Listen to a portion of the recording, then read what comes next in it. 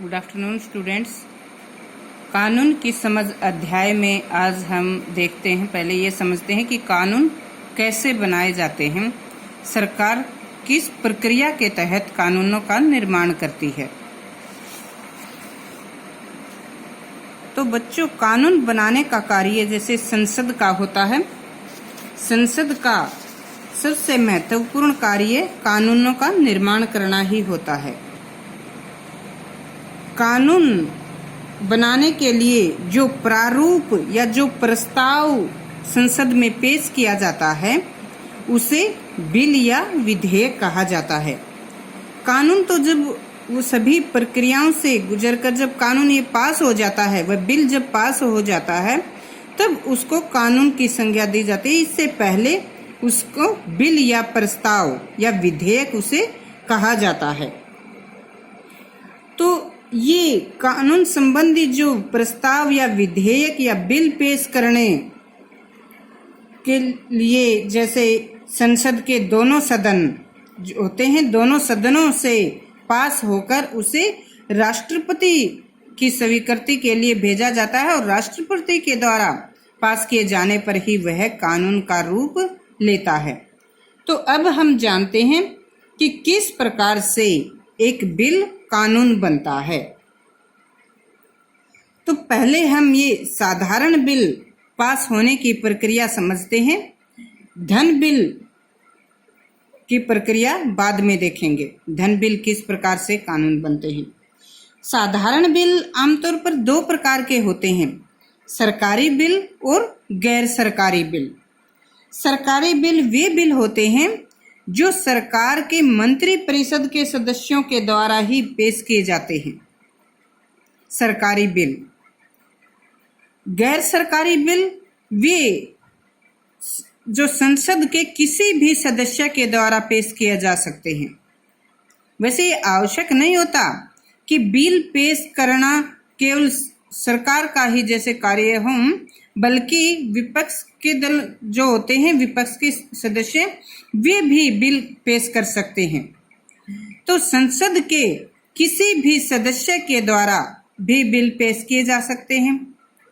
हाँ, यदि बिल मंत्रियों के द्वारा पेश किए जाते हैं तो वे सीधे अध्यक्ष से बिल पेश करने की जैसे आज्ञा मांगते हैं।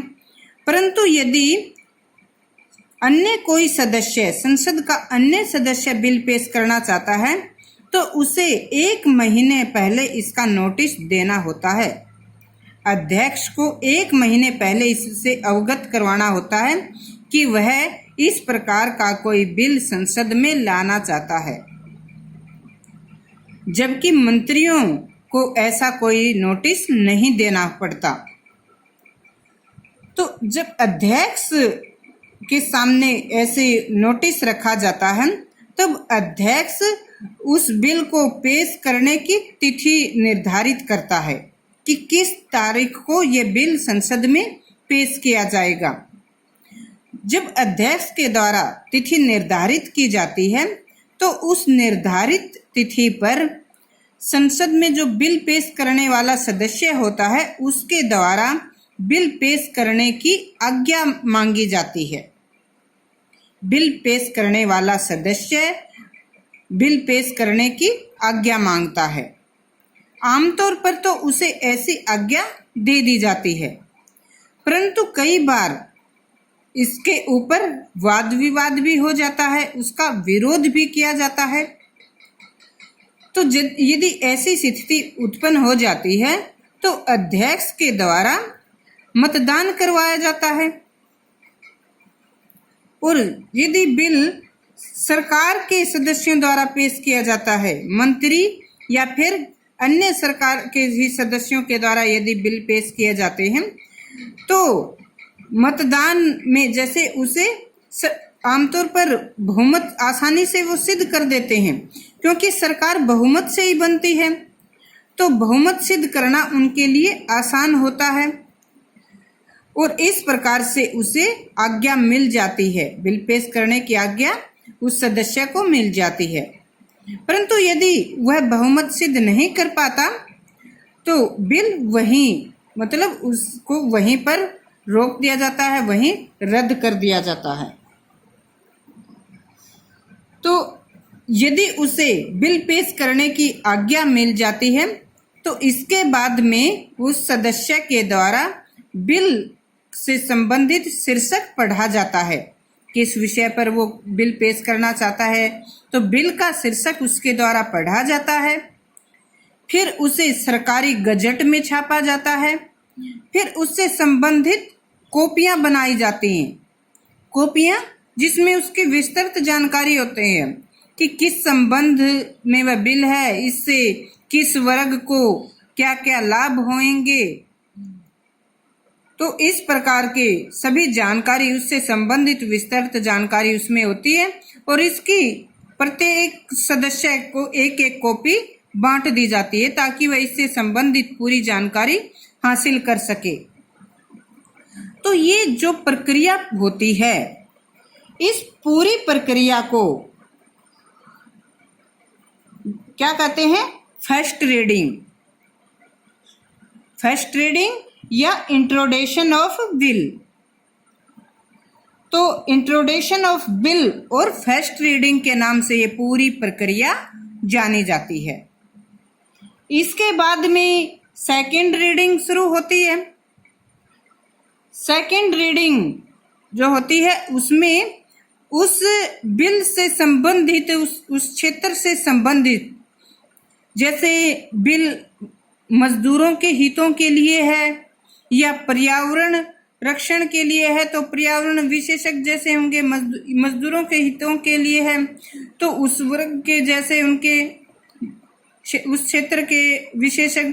तो इस प्रकार से बिल किस संबंध में है उसी क्षेत्र के कुछ विशेषज्ञ लिए जाते हैं और जो सदस्य बिल पेश कर रहा होता है वह भी उस समिति में शामिल होता है और सरकार के अन्य सदस्य जो उस समिति में शामिल होते हैं, ऐसी एक समिति बनाई जाती है और वह समिति उस बिल के प्रत्येक धारा पर, प्रत्येक दृष्टिकोण से उस पर विचार करती है कि इससे बिल को पास होने से किस प्रकार से, जैसे हर क्षेत्र में कैसा लाभ या कैसी हानि हो सकती है।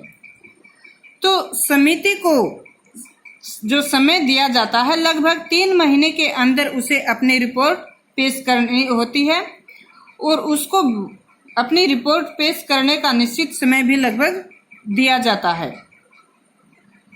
तो इस प्रकार से समिति के द्वारा निर्धारित समय में अपनी रिपोर्ट तैयार करके सौंपी जाती है।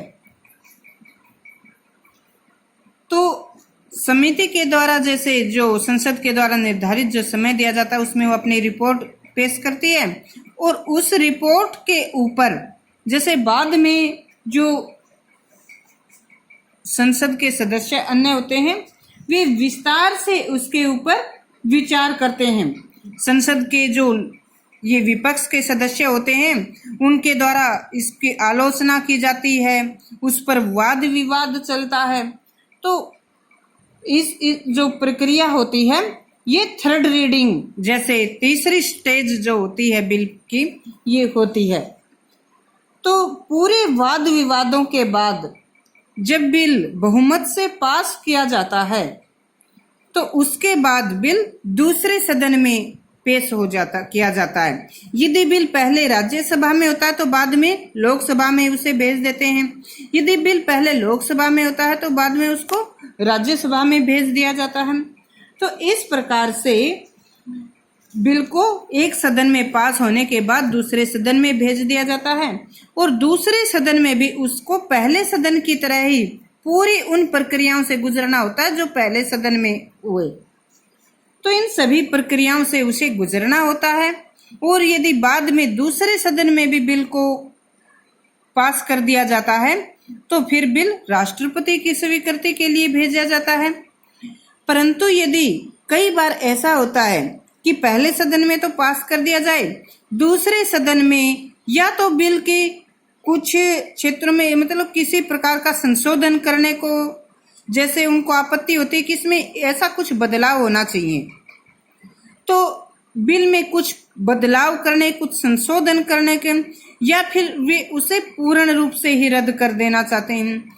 तो यदि दूसरा सदन में बिल पास नहीं होता है और वे उसमें कुछ संशोधन करना चाहते हैं या उस पर अपनी अस्वीकृति देते हैं और पहला सदन उसे पास कर देता है, एक सदन में पास हो जाता है, एक सदन में उसमें कुछ गतिरोध जैसे रुकावट उत्पन्न हो जाती है, तो इस प्रकार से दोनों सदनों में गतिरोध उत्पन्न हो जाता है। एक उस पर अस्वीकृति देता है या उसमें कुछ फेरबदल करना चाहता है और एक सदन उसे उसी रूप में पास करना चाहता है। तो दोनों सदनों में जब भी ऐसी गतिरोध की स्थिति उत्पन्न हो जाती है, ऐसी संघर्ष की स्थिति बन जाती है, तो लगभग 6 महीने के अंदर या तो उनको 6 महीने का समय होता है, 6 महीने में या तो वो आपस में सहमत हो जाते हैं या फिर 6 महीने के बाद राष्ट्रपति के द्वारा अधिवेशन बुलाया जाता है।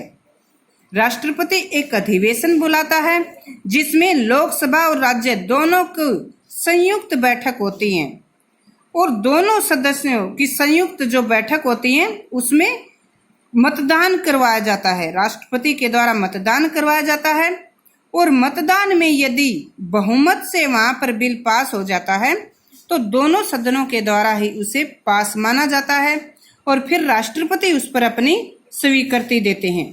तो इस प्रकार से बच्चों साधारण बिल कानून का रूप ले लेते हैं। तो ऐसे बनते हैं साधारण कानून। आगे हम देखेंगे कि धन संबंधी बिल कैसे पास किए जाते हैं, तो ये बाद में हम करेंगे।